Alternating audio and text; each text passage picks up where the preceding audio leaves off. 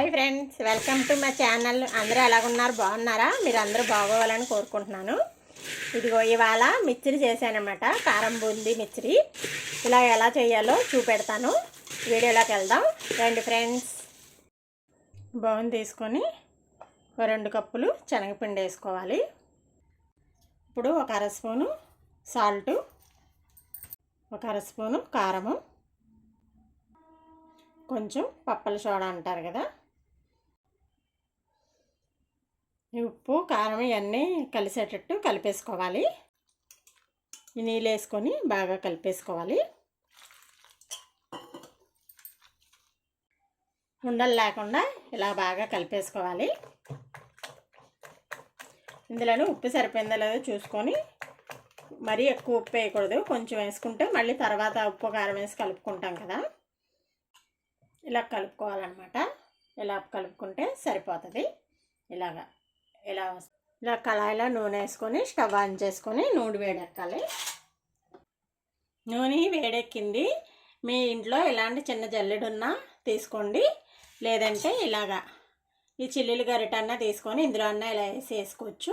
నేనేమో ఇది తీసుకున్నాను అనమాట. ఇప్పుడు ఇందులోంచి ఒక 2 గరిటెలు వేసుకుంటే మనకి బాగా పడుతుంది అనమాట. ఇలా చుట్టూ తిప్పుకోవాలి, ఒకదాని మీద ఒక పడిపోకుండా ఇలా చుట్టూ తిప్పుకుంటే బాగా పడతాయి అన్నమాట. ఇలా చూసారా, ఇది నిండిపోయాక మనం తీసేసుకోవాలి.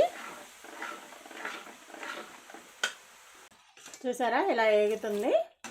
మనకి కొంచెం గోల్డెన్ కలర్ వచ్చాక తీసేసుకోవాలి. ఈ బూందీ అంతా ఇలా వేగిపోయింది, తీసేసుకుందాం. పిండి అంతా బూందీ వేసేసుకోవాలి. ఇలా మనకి చిన్నపిల్లలు ఉన్నప్పుడు ఇలా కొంచెం కొంచెం ఇంట్లో చేసుకుంటే చాలా బాగుంటుంది, ఫ్రెష్గా ఉంటుంది. మన ఇంట్లో ఏం కల్తీలు అవి ఉండవు కాబట్టి చాలా బాగా చేసుకోవచ్చు.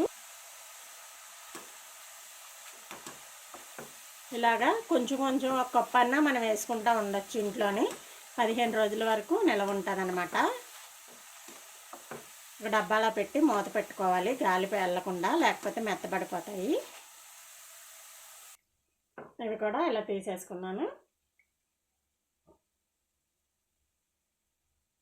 బూందీ అంతా ఇలా వేసేసుకోవాలి. బూందీ అంతా ఇలాగ అయిపోయింది. ఇప్పుడు ఇందులో శనగగుళ్ళు అవి వేసుకోవాలి. 1 కప్పు వేపిన శనగపప్పు వేసుకొని ఇందులో వేసుకుంటే వేపుకోవడానికి బాగుంటుంది అన్నమాట. ఇప్పుడు వేపిన శనగపప్పు అంతా మిక్చర్లో వేసేసుకుందాం. ఈ మిక్చర్లో వేసేసుకోవాలి. ఇందులోని 1 కప్పు వేడిశనగగుళ్ళు, ఇవి కూడా వేపేసుకోవాలి. వేడిశనగగుళ్ళు కూడా ఈ మిక్చర్లో వేసేసుకోవాలి. గుప్పుడు ఎల్లుల్లిపాయలు, ఇవి కూడా వేపుకొని వేసుకుంటే టేస్ట్ బాగుంటుంది. మీకు ఇష్టం లేకపోతే వేసుకోకండి, కాకపోతే స్మెల్ బాగుంటుంది అన్నమాట. ఇవి కూడా ఇందులో వేసేసుకోవాలి. ఇప్పుడు కరివేపాకు కూడా బూందీలో వేసేసుకోవాలి. కొంచెం జీడిపప్పు ఇలా జల్లెడలో వేపేసుకుంటే మనం ఈజీగా తీసేసుకోవడానికి బాగుంటుంది అన్నమాట. జీడిపప్పు ఎక్కువ వేగవసరం లేదు, ఇలా వేగితే సరిపోతుంది. ఇవి కూడా బూందీలో వేసేసుకుందాం. ఇప్పుడు గరిటె పెట్టి ఒకసారి కలిపేసుకోవాలి. 1 అర స్పూను కారము, కొంచెం ఉప్పు, ఇందాక వేసాం కదా ఉప్పు చూసి వేసుకోవాలి. 1 అర స్పూను ధనియాల పొడి, 1 అర స్పూను జీలకర్ర పొడి, ఇవన్నీ వేసేసుకున్నాం కదా. ఇప్పుడు బాగా కలిపేసుకోవాలి.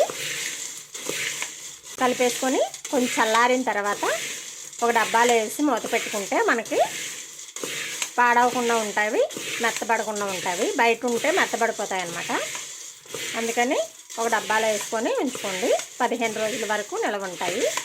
నచ్చితే లైక్ చేయండి, షేర్ చేయండి, సబ్స్క్రైబ్ చేయండి. Bye friends.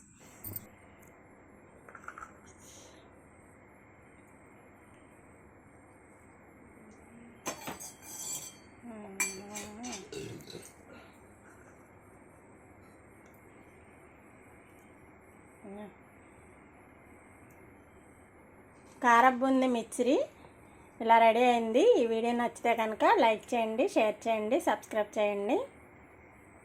Thank you.